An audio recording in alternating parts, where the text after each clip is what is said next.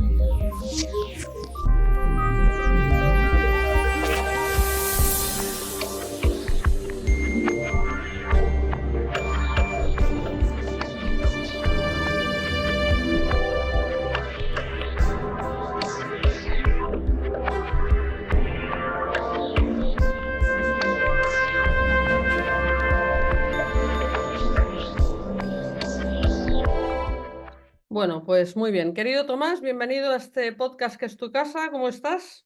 Pues muy bien, la verdad que muy contento. Ya haciendo los últimos esfuerzos antes de las vacaciones, pero muy contento. Y nada, pero muchísimas gracias por darme voz, por considerar que puedo ser alguien que puedo tener algo que contar para cambiar este mundo. O sea que muchísimas gracias, Colima, Marta, y bueno, pues también a todo el equipo de protagonistas. Bueno, pues gracias a ti. La verdad es que me hace muchísima ilusión que participes en la plataforma.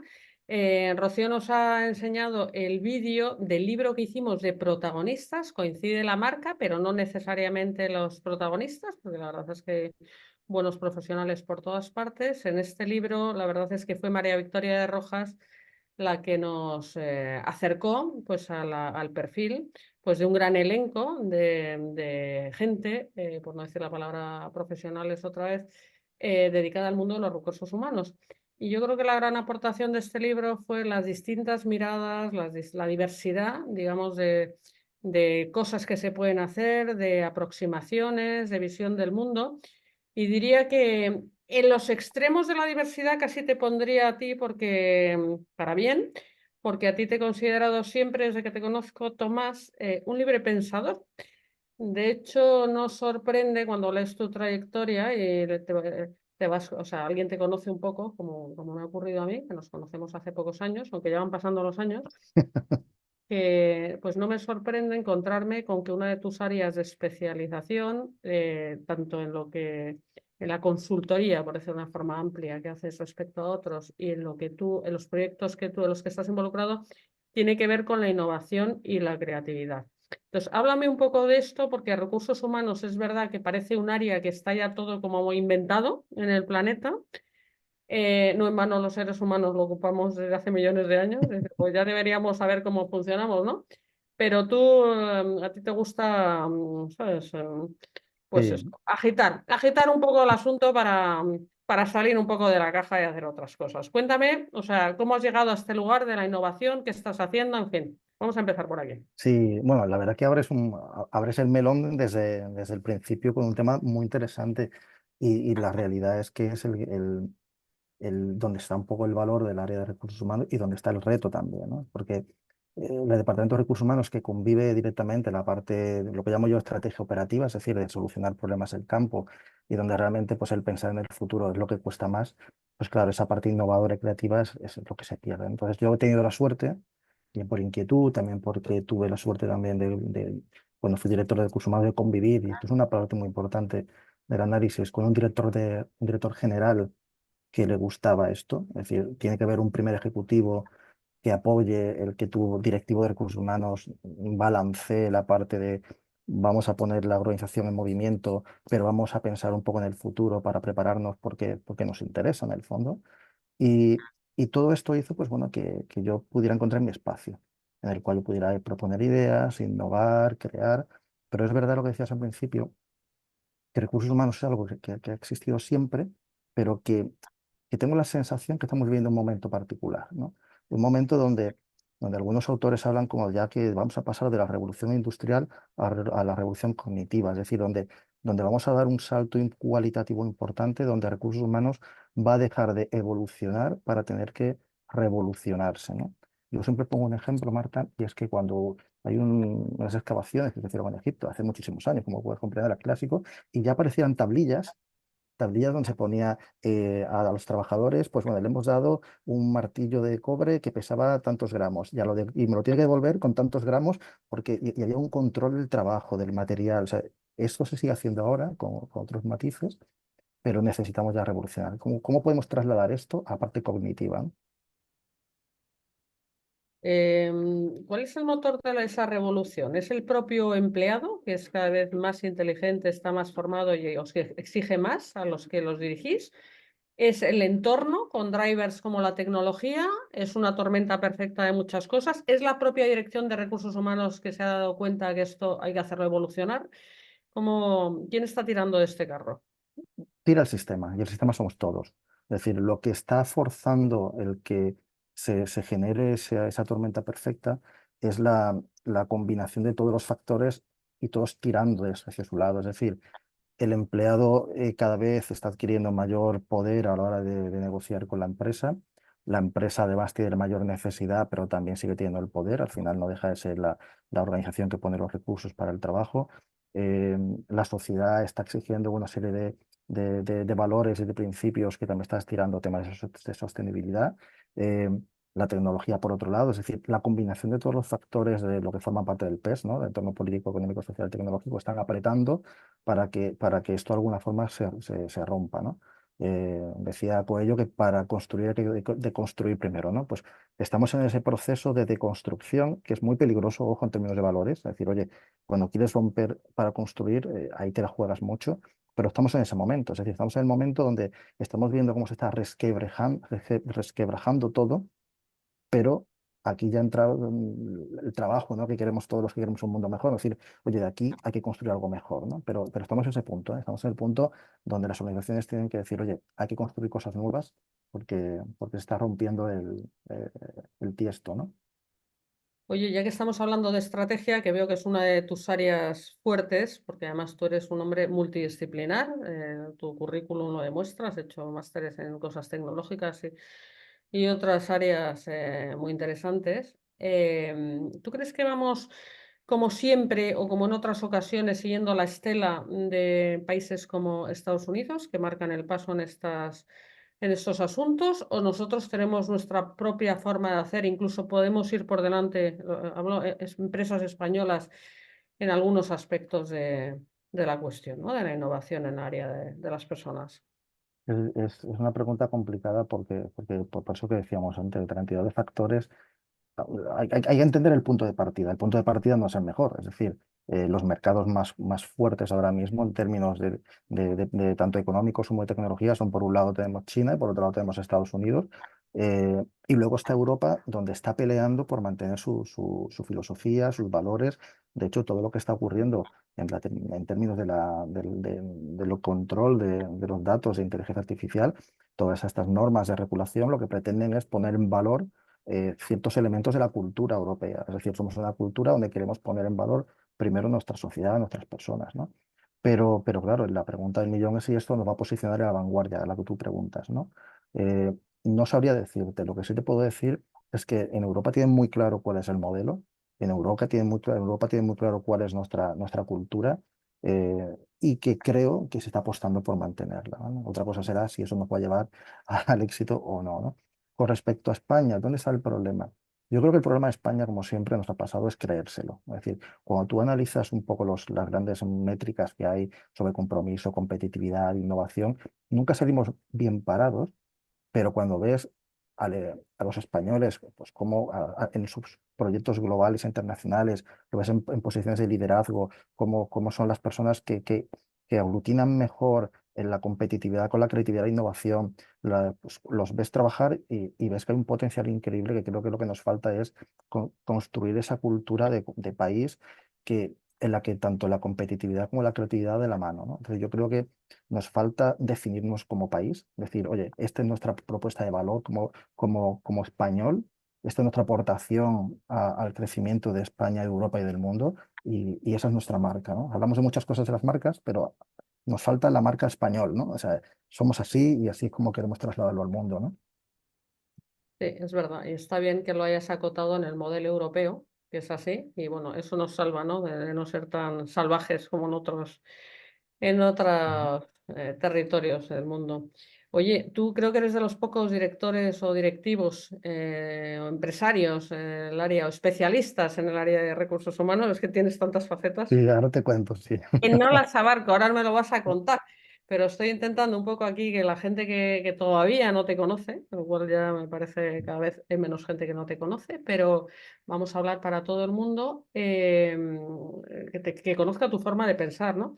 Que pues que te decía, creo que eres uno de los pocos especialistas en el área que no tiene miedo de la inteligencia artificial, sino todo lo contrario. Tu discurso que te he oído es optimista, es integrador, es pensando en el futuro, es lo que hay, es decir, hay que jugar con esto. Cuéntame un poco cómo ves esta nueva, esto sí que es una gran revolución, una gran disrupción. Esto sí que nos va a cambiar la forma de vivir real. Cuéntame. Sí, es lo que comentaba al principio, es esta revolución cognitiva, es decir, tú al final, nuestro cerebro, por mucho que pensemos que es ilimitado, porque siempre existe ese mito, no, es que utilizamos un porcentaje y tenemos, no, esto no es un disco duro donde gastamos un 8% y nos quede todavía, no, el cerebro es una máquina que funciona a pleno rendimiento, gasta muchísima energía y gastamos muchísima energía en tareas muy rudimentarias.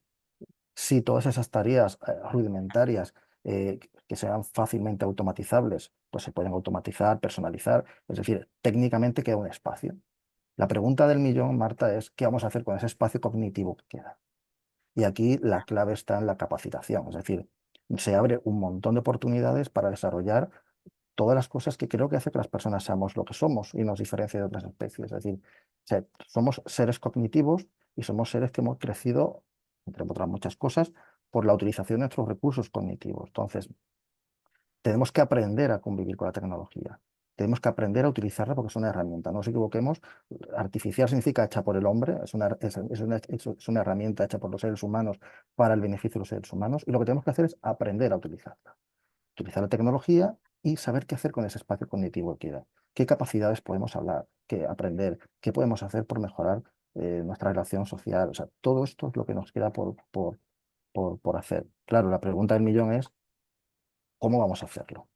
Y aquí es donde tenemos que poner todos de acuerdo y no veo que haya buenas bases, ¿vale? Fíjate que soy optimista con respecto a la tecnología, soy más pesimista como estoy viendo la sociedad en términos de, oye, vamos a aprender a utilizar la tecnología.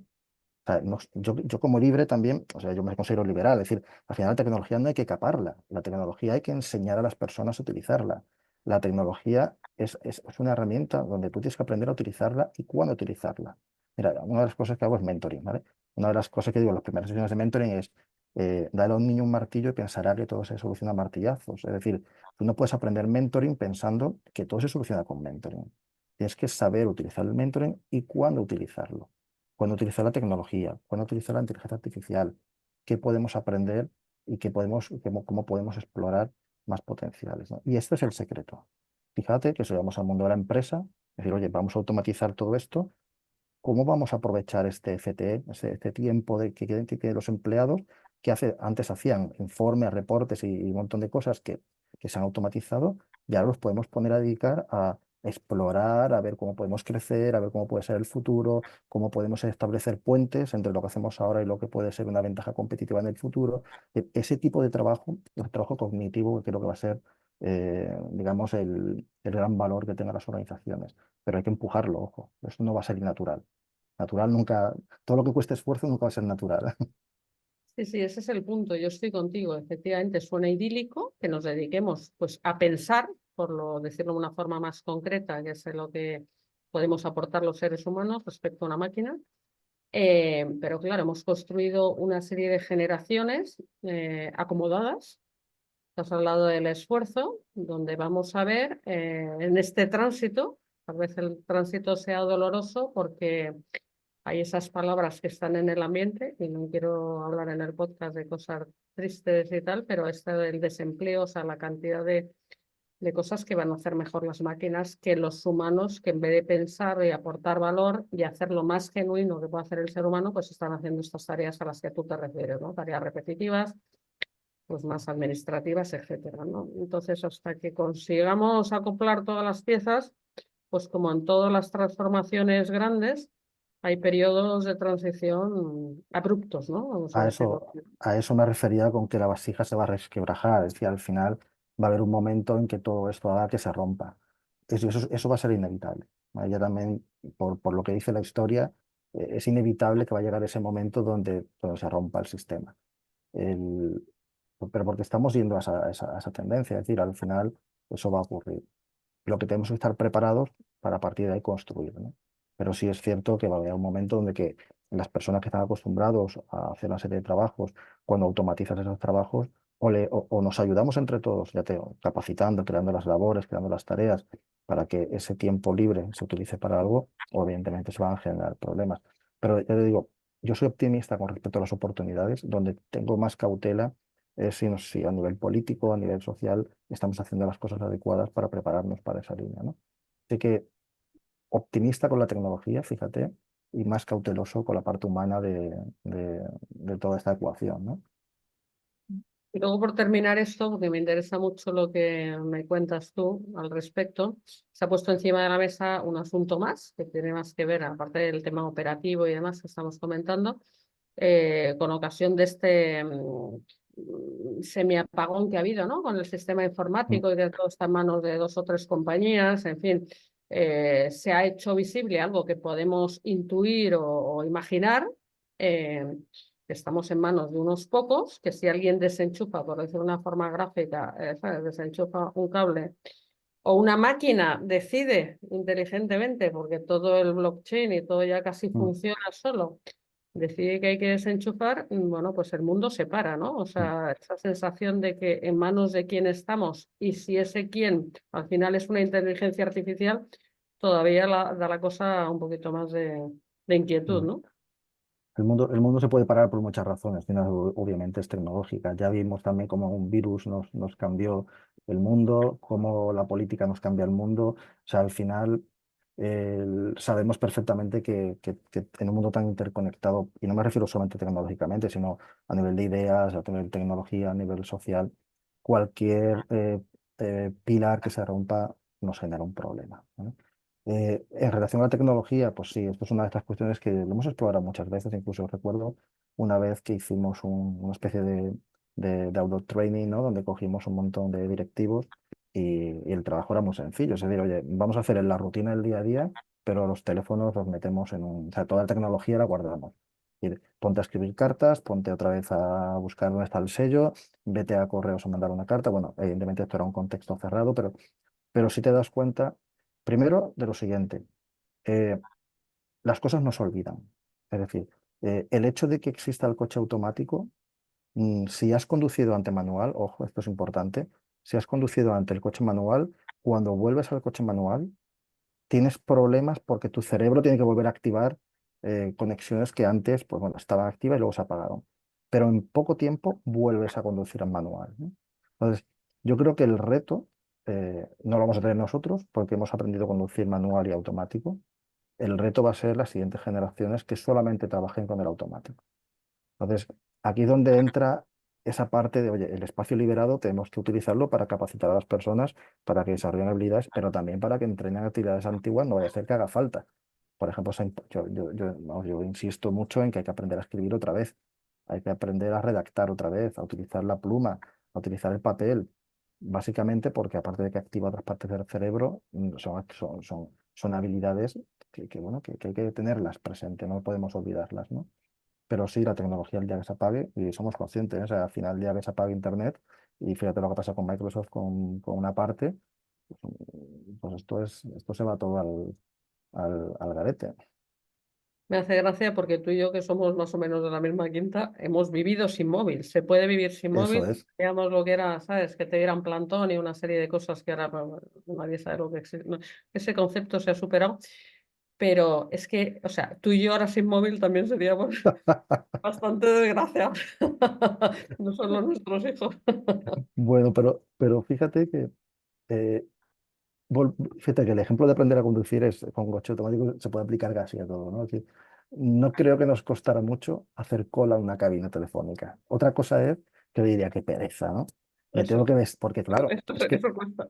claro, cuando ibas a la cabina, no solamente estaba el hecho de tener que depender de un espacio público, es que tenías que vestirte, salir de casa, hacer cola. Bueno, yo me acuerdo cuando yo fui de los que hice la mili, claro, nuestras generaciones estas hacíamos la mili, ¿no?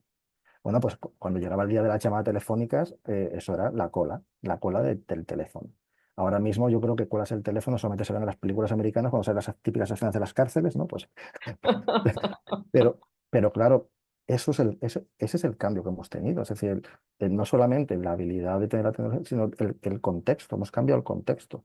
Entonces, es verdad que nos costaría mucho, pero yo estoy seguro que nosotros lo podríamos hacer. O sea, nosotros podríamos hacerlo. O sea, el típico chiste de poner un teléfono de estos de día así y decir, ¿esto cómo va? La verdad es que te oigo y veo tan claro algo que sé, pero que se me olvida porque lo quiero olvidar, que es, joder, cómo nos tienen de controlados con las dichosas máquinas. O Sí. sea, cómo han conseguido en 2 generaciones tenernos totalmente, ¿sabes? Mm. Controlados. Pero bueno, este es un melón que no vamos a abrir en este programa, no por falta de ganas, sino por falta de tiempo. Te advertí que me van a faltar 7 horas para hablar contigo. Entonces, bueno, te presentaba, Rocío, yo como un pensador que lo eres, porque en la plataforma de protagonistas lo que queremos es gente que genere contenidos propios, que aporte su propia visión del mundo. Tú, sin duda, me lo has demostrado en muchas ocasiones. Creo que se está viendo un poco en esta mini conversación. Pero hay otro aspecto muy importante que hay que pasar a la acción. O sea, esto no solamente es de pensadores, filósofos y tal, lo cual está muy bien, pero una de las características que tenéis de las cualidades de los protagonistas es que emprendéis vuestros propios proyectos, sois creadores de realidades, ¿eh? O sea, todo empieza en la imaginación, pero luego los proyectos hay que ponerlos en marcha. Yo lo expreso de esta manera, cambiar el mundo, porque me creo mucho este discurso, tanto en la editorial como en la plataforma. Gente que está haciendo cosas, que está haciendo las cosas bien, con valores y que está aportando con su trabajo, su esfuerzo y su talento, pues su contribución especial y única a hacer que el mundo mejore, a construir un mundo determinado. No mejor, o sea, no mejor en el sentido comparativo del pasado, pero bueno, o sea, todo lo que se hace con cariño, al final lleva a algún buen lugar. Yo estoy convencida de esto. Entonces, cuéntanos, Tomás, ¿en qué estás ahora? ¿Cuáles son los proyectos ahora mismo que los ha mencionado así por encima, Rocío? Cuéntanos ahora mismo, o sea, ¿a qué te dedicas? Porque es que yo no te sigo el ritmo, porque decía antes, eres tan multidisciplinar y polifacético que me apetece irlo de tu propia boca para comprenderlo bien. Sí, de hecho, este debate, claro, al final también lo tuve que tener yo en su momento. No es fácil ubicar a una persona cuando precisamente está fuera de las estructuras normales de las fundaciones. O sea, de hecho, lo normal es ser directivo de algo, director de algo, manejar equipos, recursos. Y normalmente no estamos acostumbrados a que haya ciertas personas que se manejen en ese ámbito de conversación de alto nivel, donde lo que estás es estimulando y retando la organización, ¿no? A mí me gusta decir, porque al final todo esto va de lo mismo, ¿no? Que al final son herramientas de recursos humanos, que son las que he aprendido a adquirir con el tiempo, ¿no? Pero al final me gusta decir que yo lo que hago es ayudar a las empresas a crecer a partir a partir de las herramientas y de mi experiencia de recursos humanos, ¿no? Claro, cuando tú ayudas a las compañías a crecer a partir de los recursos humanos y de las herramientas de recursos humanos, pues claro, se abre un abanico amplio. Entonces, cosas que puedo hacer y que estoy haciendo, evidentemente, ¿no? Pues evidentemente una de las cuestiones son, oye, ¿qué herramientas de aprendizaje tenemos a nuestra disposición? Bueno, pues con CTO Medicina, que es la plataforma, es la empresa más grande de España en preparación de médicos para el MIR, es decir, es una gran desconocida, pero es la empresa más importante por calidad y por cantidad y por volumen de negocio, o sea, es la número uno, sin duda, pero no es la más conocida. Entonces, tienen mucho interés en seguir creciendo, innovando y en conversaciones con ellos, claro, me plantearon, oye, ¿cómo podemos seguir? Claro, ¿qué aplico yo ahí? Pues herramientas de recursos humanos, como por ejemplo, una metodología que es aprendizaje en el flujo de trabajo. Aprendizaje en el flujo de trabajo es una metodología donde lo que hace es identificar en el día a día de tu trabajo, en tu flujo, aquellos elementos críticos de aprendizaje y centras tu aprendizaje y tu impacto de aprendizaje en esos momentos. Fíjate que con los médicos esto funciona muy bien, porque un médico que tiene su activo principal es su tiempo. Es decir, tú no puedes a un médico sacarlo de la consulta y decir, haz un máster de 300 horas, te va a decir, pues no me da para esto. Mis pacientes son lo primero. Claro, pero si tú sacas al médico y dices, no van a ser 300 horas, van a ser 20 minutos a la semana, van a ser, pues al final lo que estás haciendo es concentrar la actividad de aprendizaje en hitos, ¿vale? Pues bueno, esto es un ejemplo de cómo utilizando herramientas de recursos humanos se puede ayudar a crecer dentro de una organización, ¿no? Obviamente también puedo ayudar identificando el talento, porque lo bueno que tiene vivir en el futuro, y cuando digo vivir en el futuro es cuando una parte de mi trabajo es proyectar dónde vamos, proyecto a dónde, qué pueden necesitar las organizaciones, también proyecto a las personas que viven en esos futuros.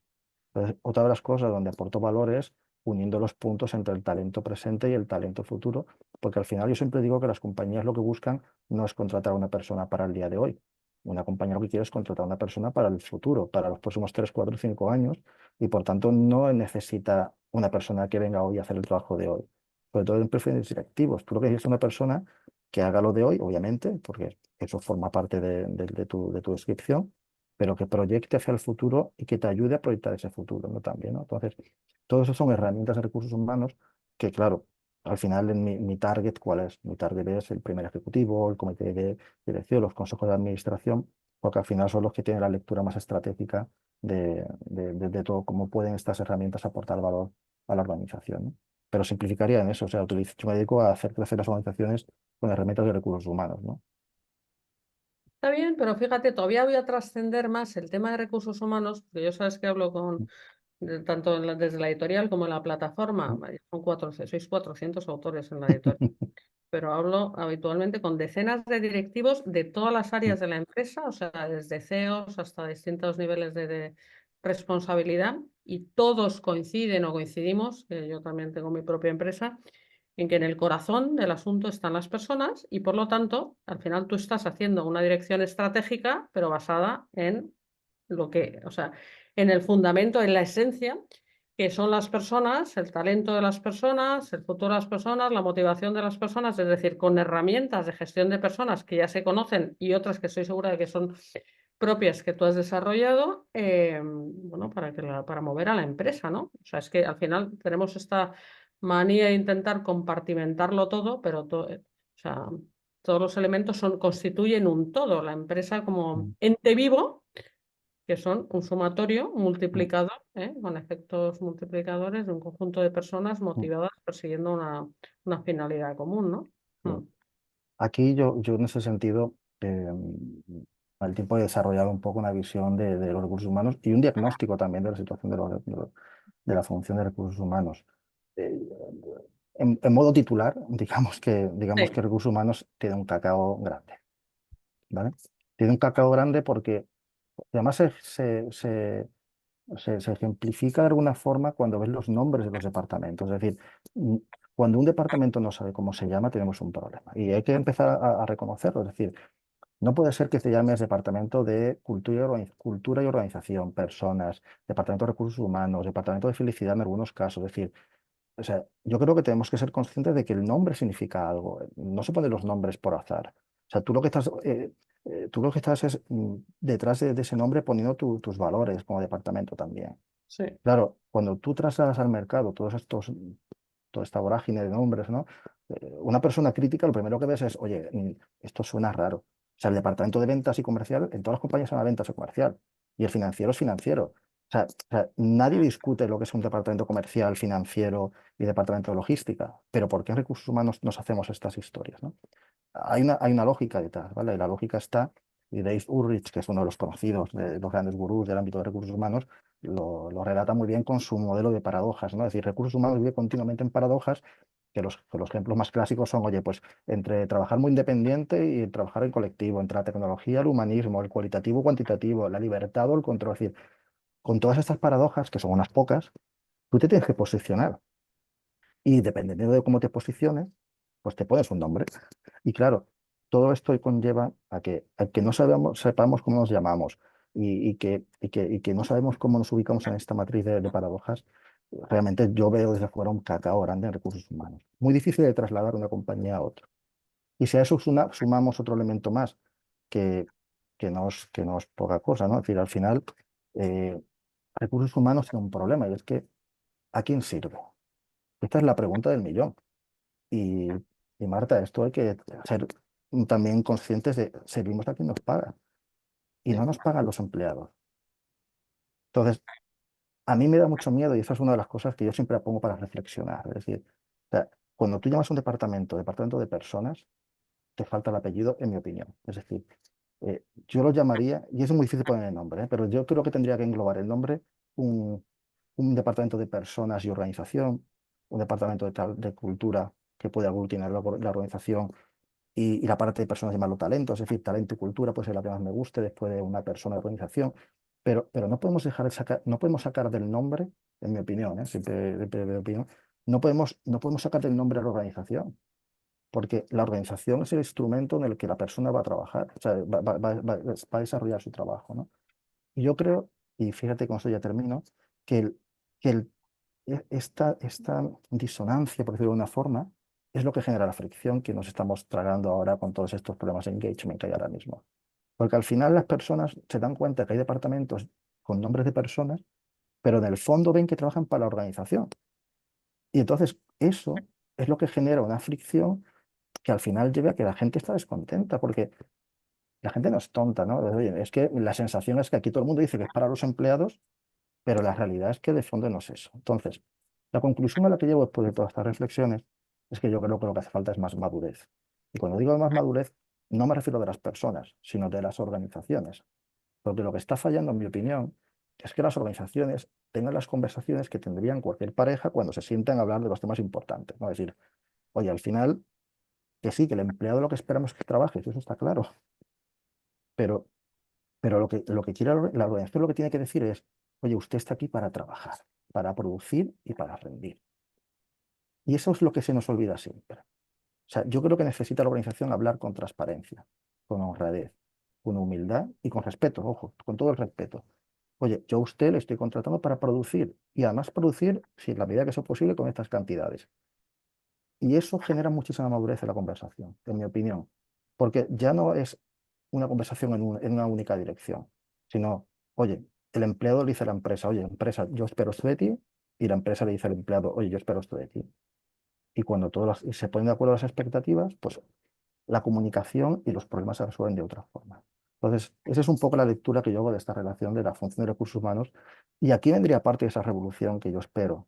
Y la revolución viene cuando recursos humanos se dé cuenta de que estamos llenando toda esta ensalada de ingredientes que no aportan valor y se nos está olvidando hablar de la chicha, ¿no? De realmente dónde está el valor de la relación entre las personas y las organizaciones, ¿no? Yo creo que está muy bien lo que estás diciendo porque las cosas mejoran si se resuelven a fondo, desde el fondo. Si empiezas a Mm. construir sobre pues, unos cimientos de barro, por decirlo de alguna manera, pues como bien dices, esto de la ensaladera, ¿no? Muchas herramientas, mucha moda, que si la digitalización, que si el no sé qué, o sea, vamos a impulsos de la moda, de lo que hace la competencia. Venga, ahora toca no sé qué, todos planes de formación, todos planes de no sé qué. La nueva herramienta, no sé cuántos, que está de moda porque la consultora de turno también la está impulsando de una forma comercialmente eficaz. Hay mucho de esto, ¿no? Pero es verdad que la conversación de fondo, coger el toro por los cuernos, requiere tener las cosas claras, que es uno de los problemas, ¿no? Que alguien, o sea, entienda de verdad qué es lo que quiere hacer. Yo fíjate, te estaba escuchando, me acordaba de mis tiempos de banca de inversión. Empecé mi carrera profesional en temas de corporate finance y fusiones y adquisiciones.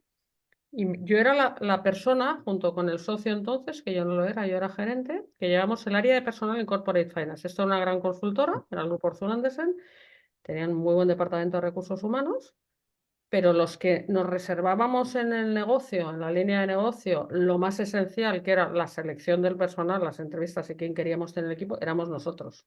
Hacíamos nosotros. Y luego ya se lo pasábamos hecho Claro. a recursos humanos para que hicieran el papeleo o lo que tocara, ¿no?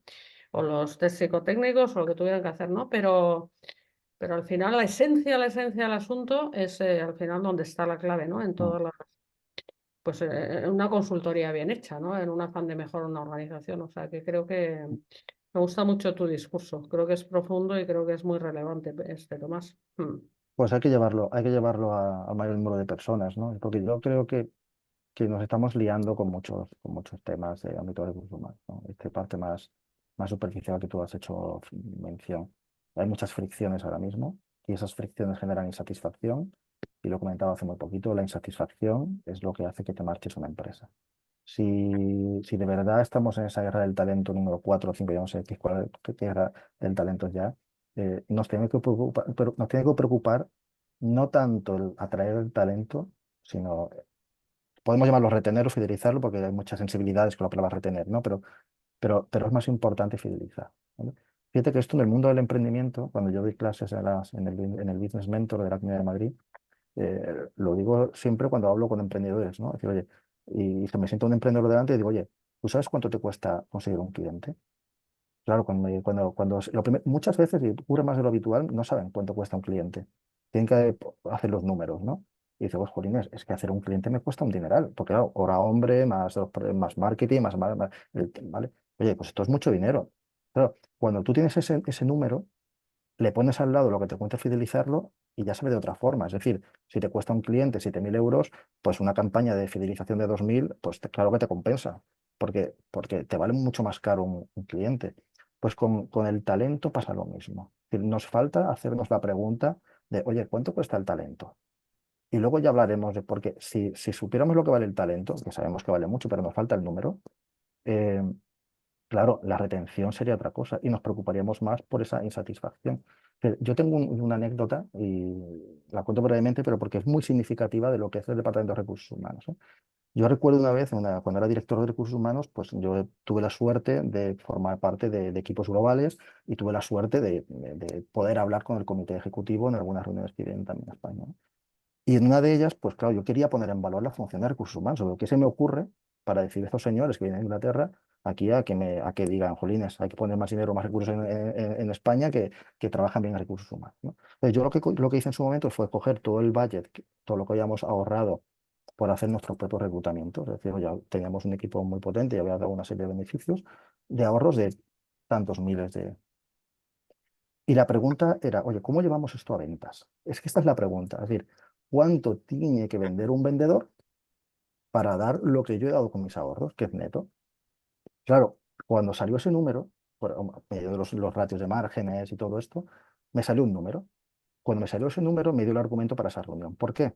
Porque yo me senté con el CEO y le dije, ¿sabéis cuánto aporta en términos de cuánto tendría que vender un vendedor para dar lo que da a recursos humanos? Nuestro mejor vendedor pues, creo que facturaba 1,5 millones. Pues superábamos eso. Éramos el mejor vendedor. O sea, recursos humanos producía, en términos de beneficio, más que el mejor vendedor. Y este es el número que hace que te des cuenta de cuánto vale la función de recursos humanos y cuánto tienes que retener el talento. Entonces, al final, esos son el juego que tiene que hacer recursos humanos. Y tiene que hacer muchos cambios para que entremos en ese juego, ¿no?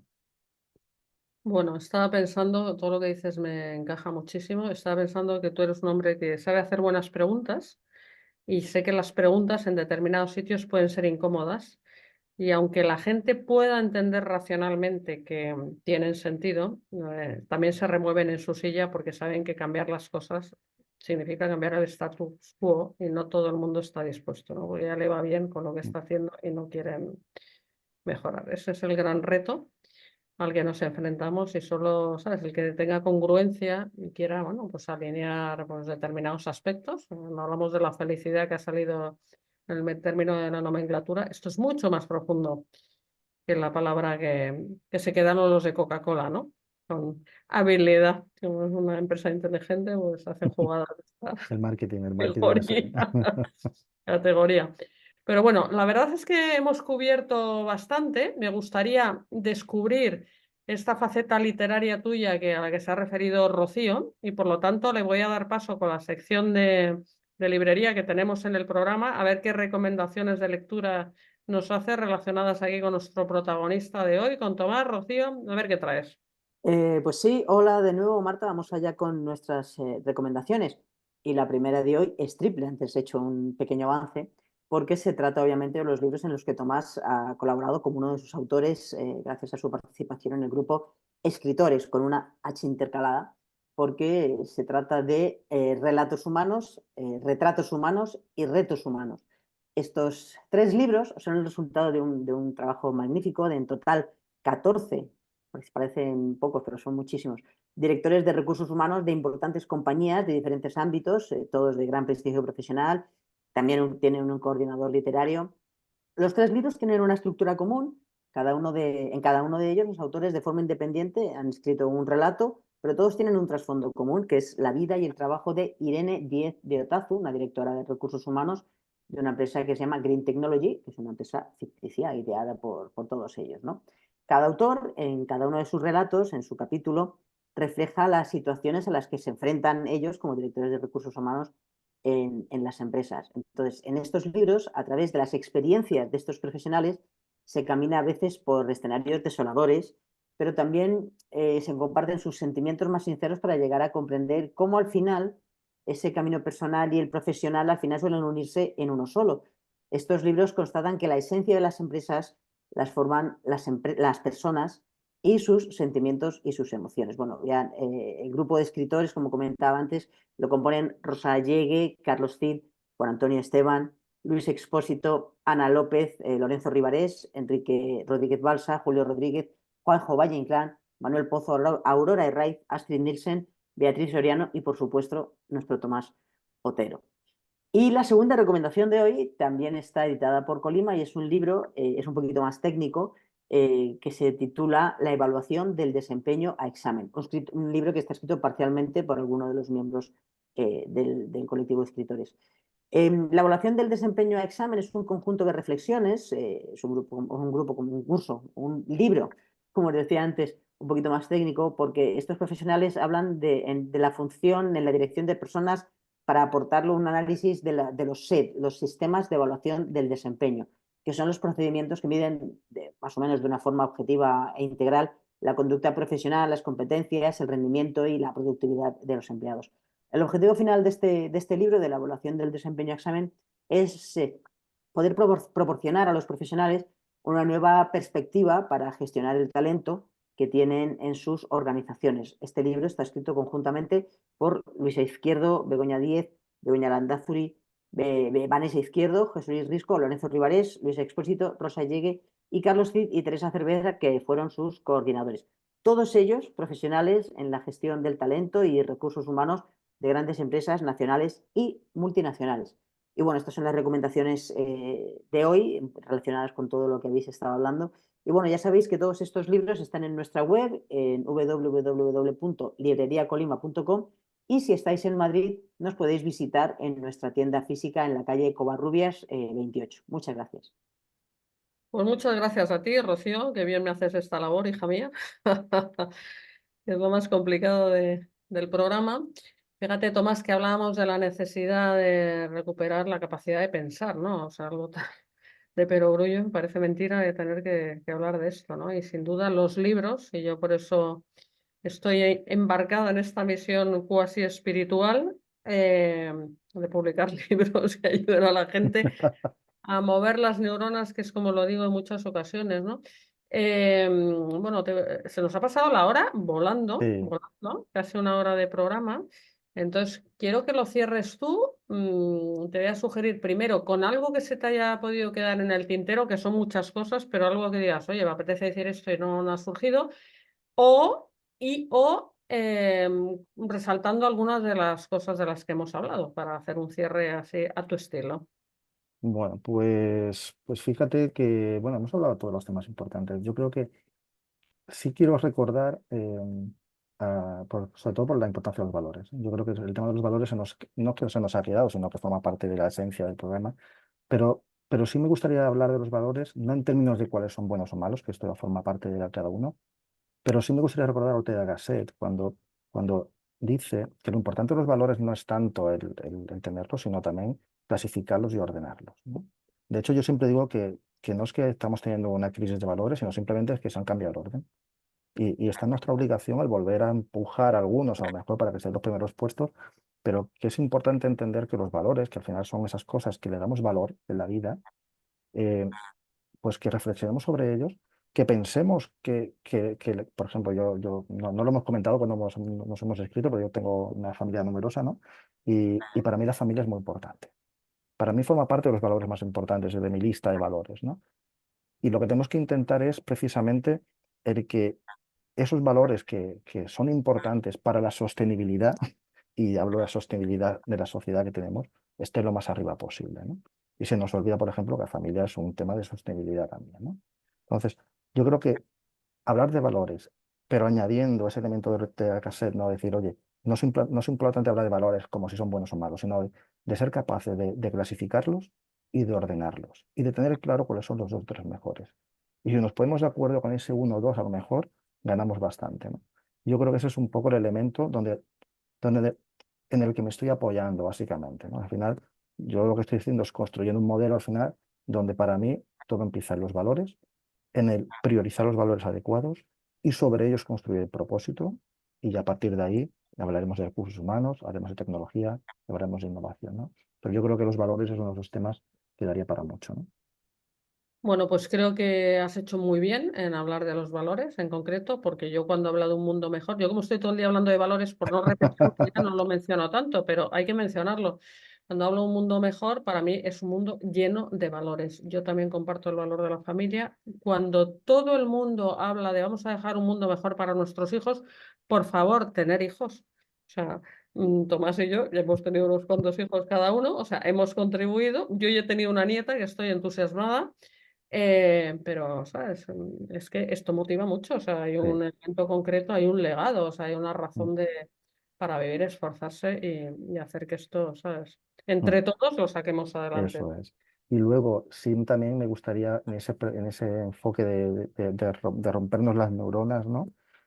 Hay un libro que también escriben algunos colegas de este grupo, ¿no? De amigos de recursos humanos, que es el Management Cuántico, que también creo Sí, que forma parte de sí, sí, vuestro sí. catálogo. Claro, claro. Es un libro que recomiendo también Muy bien. porque o sea, exploras cosas desde una perspectiva aparentemente metafísica, pero muy profundas. Y yo creo que ese es un libro que necesitaría, sobre todo, que tuvieran, pues eso, esa lectura, y yo creo que es importante que todo el mundo que tenga acceso a ese libro, por favor, que lo lea. Estoy encantado de comentarlo con todo el mundo. Yo no formo parte de ese libro, pero me encanta y quien quiera comentarlo, debatirlo, encantado también porque abre muchas preguntas interesantes. Pues está muy bien. Una tercera recomendación, bueno, lo tenéis en nuestra página web, en la sección del Club de la Niebla, que es nuestro segundo sello editorial, Management Cuántico de Enrique Rodríguez Balsa y Astrid Nielsen, que es verdad que es una magnífica recomendación de lectura para el verano, que es donde tenéis que cargar la maleta de buenos libros. Hay que aprovechar el tiempo. En la playa se puede leer muy a gusto, o en la montaña o en casa, cada uno que haga lo que le dé la gana. Bueno, Tomás, es un placer, de verdad, hablar contigo siempre, tenerte en la plataforma en esta que ya he llamado pandilla, que es lo que me surge del corazón. Y bueno, tendremos muchas cosas interesantes que proponer aquí a todos los que nos seguís. Y bueno, espero que te hayas divertido como mínimo. Sí, me encantan. Marta, estas conversaciones me encantan, así que las que hagan falta. No, fantástico. Bueno, pues nada, que pases muy buen verano, lo mismo a nuestros oyentes. Gracias, Tomás, gracias a los seguidores de Editorial Colima, a Rocío y a todo el equipo, y nos vemos muy pronto.